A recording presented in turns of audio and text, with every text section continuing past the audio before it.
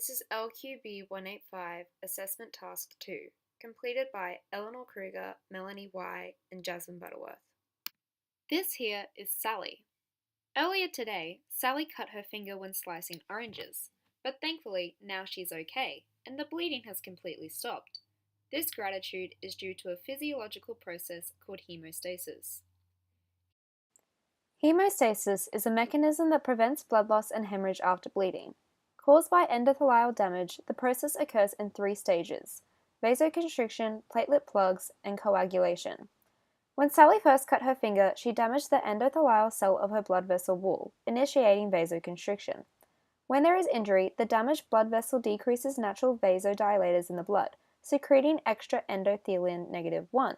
This is a peptide responsible for the positive regulation of vasoconstriction. Vasoconstriction occurs as a way to prohibit blood loss, and it also gives access for platelets to adhere to subendothelial collagen, initiating the second phase of our hemostasis formula, platelet plug formation. When there is injury, platelets form together to adhere to the site of injury through differing receptors called glycoproteins. These allow platelets to stick to the walls of Sally's blood vessel, and this process is known as platelet adhesion. Once glued to the blood vessel, the platelets begin changing shape, releasing chemicals that call upon further platelets to come towards the damaged area. Now Sally's platelets are said to be activated.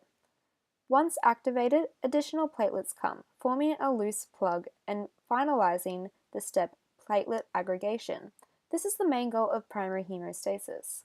However, this plug won't stop Sally's finger bleeding for long, and thus we need another substance for the formation of a clot. This is where secondary hemostasis occurs, and we see fibrin, which is an insoluble protein, form a meshwork around our plug, finally clotting Sally's blood.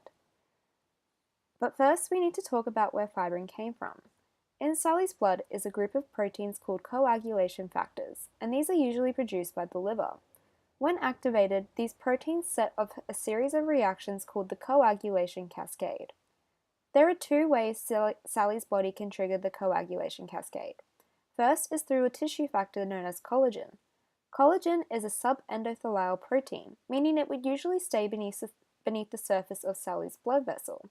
However, when she cut herself, collagen became exposed, triggering the activation of one of her coagulating proteins. When one protein is activated, so is another, resulting in a waterfall-like cascade that produces another tissue factor, thromboplastin. This series of events is known as the extrinsic pathway of the coagulation cascade.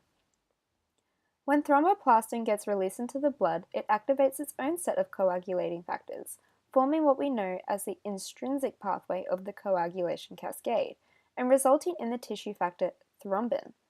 Both pathways link up to what is known as the common pathway, and it is here at the end of our common pathway that we see thrombin turn the soluble plasma protein fibrinogen into long, sticky threads of insoluble fibrin.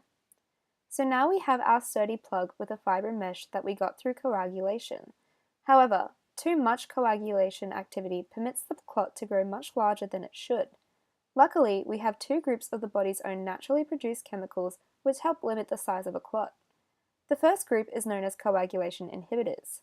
When this group interferes with the reactions among clotting factors, fibrin is blocked and no new fibrin strands are available to hold additional cells to the clot, keeping clot growth to a minimum.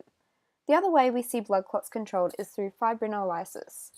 Instead of blocking fibrin strands and stopping clot growth like we see coagulation inhibitors do, fibrinolysis occurs as plasminogen activators, triggering the destruction of fibrin strands that hold the clot together. Sally is so happy for the hemostasis process. Without it, these coagulation factors wouldn't be able to hold the plug, meaning Sally would experience hemorrhage, and if severe enough, she could potentially face death.